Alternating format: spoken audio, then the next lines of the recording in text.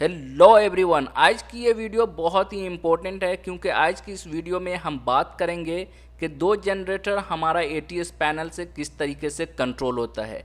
ये हमारा दो जनरेटर है जो कि एक जनरेटर 1 है और दूसरा जनरेटर 2 है। बीच में हमारा एक एटीएस पैनल लगा हुआ है जो कि दोनों जनरेटर को कंट्रोल करेगा। तो आइए शुरू करते हैं इस वीडियो को। सबसे पहले हम देखेंगे कि हमने जो एटीएस का टर्मिनेशन किया है वो किस तरीके से टर्मिनेशन किया है। यहाँ पे आप देख रहे हैं ये हमारे एटीएस के बैक साइड का व्यू है। हमने इस तरीके से टर्मिनेशन किया है। यहाँ पे आपको 3 टर्मिनल नज़र आएगा। सबसे ऊपर वाला टर्मिनल, बीच वाला टर्मिनल और सबसे नीचे टर्मिनल है।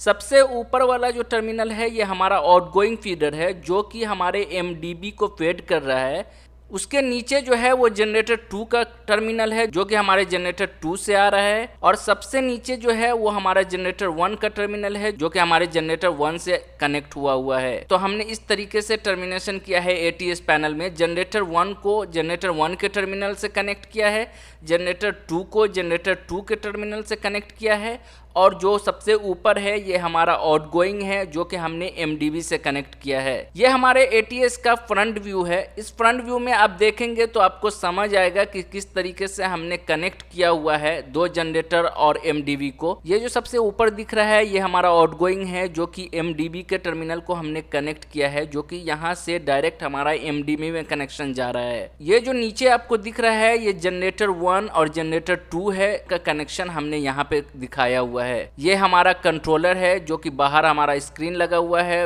डोर के फ्रंट में उसका है। ये हमारा दो जनरेटर है। ये जनरेटर 1 है हमारा और ये जनरेटर 2 है हमारा। दोनों जनरेटर में से एक जनरेटर हमारा ऑपरेट होगा इस एटीएस के थ्रू और दूसरा जनरेटर स्टैंड बाय में रहेगा without any power supply interruption के। ये हमारा एमडीबी है जो कि एमडीबी हमारा फेड करता है सारे पैनल को जो साइट ऑफिसेज में पैनल लगे हुए हैं। तो ये दो जनरेटर एटीएस के थ्रू बहुत स्मूथली ऑपरेट होगा बिना किसी पावर सप्लाई इंटरप्शन के। अभी हम आगे आपको बताएंगे कि किस तरीके से ये एटीएस कंट्रोल करता है ये दोनों जनरेटर को, ताकि आपका कंसेप्ट बहुत ही अच्छे से क्लियर हो जाए। चलिए सबसे पहले हम देखते हैं कि हमारा कौन सा जनरेटर चल रहा है। तो यहाँ पर आप देखेंगे तो यहाँ पर आपको दिखेगा कि जनरेटर 1 जो है वो हमारा ऑटो मोड में है क्योंकि ऑटो मोड में हमने लगा रखा है। और यहाँ पे अगर आप देखेंगे तो यहाँ पे देखेंगे ये जनरेटर 1 जो है हमारा अभी बंद है, स्टैंड बाय में है क्योंकि यहाँ पे वोल्टेज 0 दिखा रहा है। अभी ये हमारा जनरेटर 1 नहीं चल रहा है। अगर हम जनरेटर 2 को देखेंगे तो जनरेटर 2 हमारा ये चल रहा है। ये भी हमारा ऑटो मोड में है और यहाँ पर अगर आप देखेंगे तो जनरेटर 2 हमारा चल रहा है। यहाँ पे वोल्टेज शो हो रहा है, लाइन टू न्यूट्रल वोल्टेज दिखा रहा है। और आपसे रिक्वेस्ट है कि आप मेरे चैनल पे अगर नए हैं और अभी तक आपने मेरे चैनल को सब्सक्राइब नहीं किया है तो सबसे पहले चैनल को सब्सक्राइब कर दीजिए, शेयर कीजिए, लाइक कीजिए, ताकि इससे मुझे मोटिवेशन मिलेगा और आपके लिए इसी तरीके का वीडियो मैं आप लेकर आता रहूँगा। तो इस ड्राइंग के माध्यम से हम दोनों जनरेटर का कनेक्शन को समझेंगे। बाएं साइड में जो आपको दिख रहा है वो जनरेटर 1 है, राइट साइड में जो दिख रहा है वो जनरेटर 2 है और बीच में जो लगा हुआ है वो हमारा एटीएस पैनल है। जनरेटर 1 जो है हमारा 300 केवीए का है, जनरेटर 2 जो है वो भी 300 केवीए का है। जनरेटर 1 हमारा प्राइम जनरेटर है और जनरेटर 2 जो है हमारा स्टैंड बाय जनरेटर है।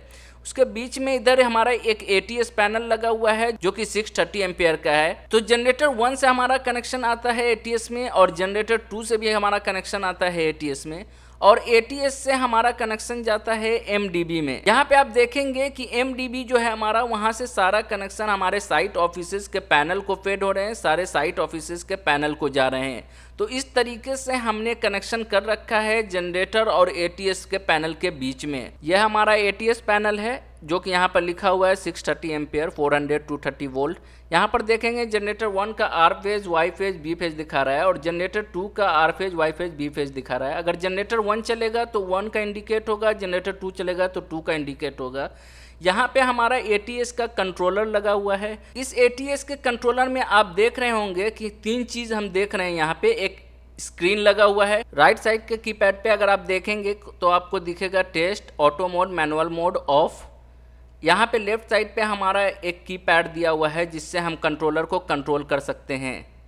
यहाँ पे स्क्रीन पे आप देख रहे होंगे जनरेटर 2 हमारा ऑपरेट हो रहा है जिसमें वोल्टेज शो कर रहा है और उसका ब्रेकर 2 क्लोज में मोड में है।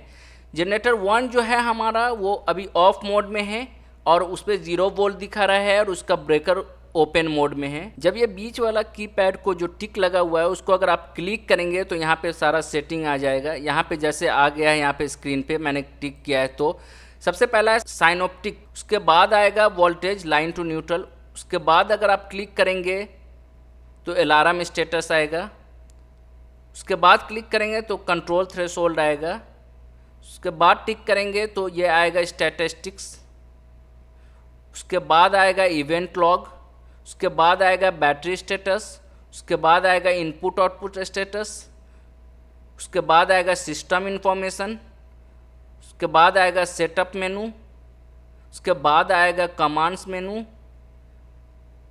उसके बाद आएगा पासवर्ड एंट्री, उसके बाद आएगा साइनोप्टिक।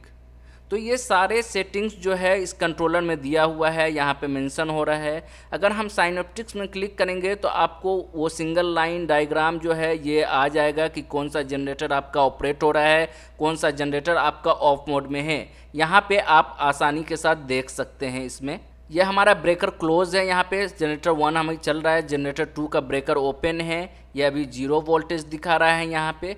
तो यहाँ से हम फाइंड कर सकते हैं कौन सा जनरेटर चल रहा है, कौन सा ऑफ है। ये अभी ऑटो मोड में हमने लगा रखा है। ये 60 हर्ट्ज फ्रीक्वेंसी भी यहाँ पे शो कर रहा है, इसका फ्रीक्वेंसी 0 हर्ट्ज शो कर रहा है क्योंकि जनरेटर 1 हमारा अभी ऑफ मोड में है।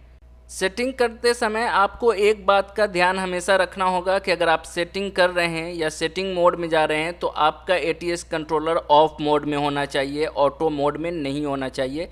यहाँ से आपको मैं दिखा देता हूँ। अगर आप सेटिंग मोड में जाते हैं और इसको सेट करने की कोशिश करेंगे तो यहाँ पे लिख करके आएगा कि आपको ATS को ऑफ मोड में करना होगा।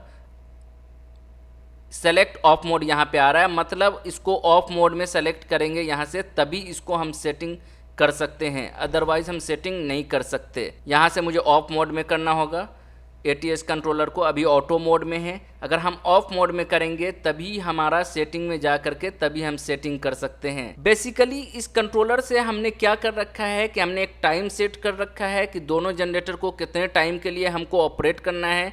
8 घंटे या 12 घंटे हमने सेट कर रखा है कि ऑटोमेटिक वो स्विच हो जाएगा एक जनरेटर से दूसरे जनरेटर में। यहाँ से अगर आप ऊपर वाला बटन प्रेस करेंगे तो देखेंगे यहाँ पे कंपनी का नाम आ जाएगा, फिर से प्रेस करेंगे तो सिस्टम इन्फॉर्मेशन का सारा डिटेल्स आ जाएगा, ऑटोमेटिक टेस्ट आ जाएगा, उसके बाद इंफॉर्मेशन पेज आ जाएगा। यहाँ पे फिर से अगर क्लिक करेंगे तो आउटपुट्स आ जाएगा, उसके पहले जो है डेट और टाइम यहाँ पे शो हो रहा है, यहाँ पे आउटपुट्स आएगा, उसके बाद इनपुट्स आएगा, उसके बाद इनपुट्स आउटपुट्स दोनों आएगा, उसके बाद यहाँ पे एक्सपेंशन मॉड्यूल्स आएगा, बैटरी स्टेटस आएगा।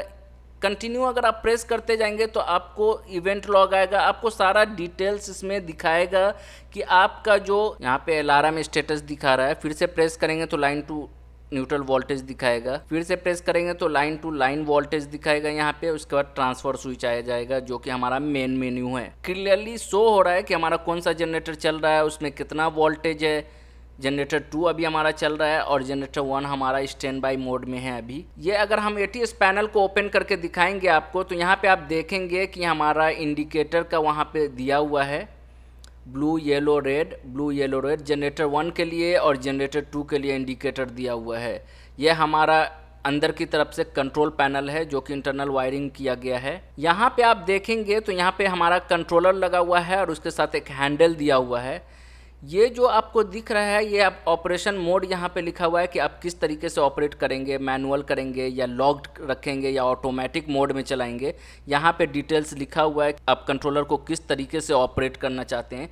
ये बात आपको याद रखना होगा कि कंट्रोलर को आप किसी तरीके से भी चला सकते हैं, या तो मैनुअली भी चला सकते हैं और ऑटो भी चला सकते हैं। यहाँ पे आप देख रहे होंगे 1 ऑफ और 2 लिखा हुआ है। 1 जो है अगर हम हैंडल से 1 के तरफ करेंगे तो हमारा जनरेटर 1 चलेगा मैनुअली, अगर हम इसको ऑफ में रखेंगे तो ऑटोमेटिक मोड पे रहेगा, और अगर हम 2 की तरफ करेंगे हैंडल के थ्रू तो ये हमारा जनरेटर 2 ऑपरेट होगा मैनुअली।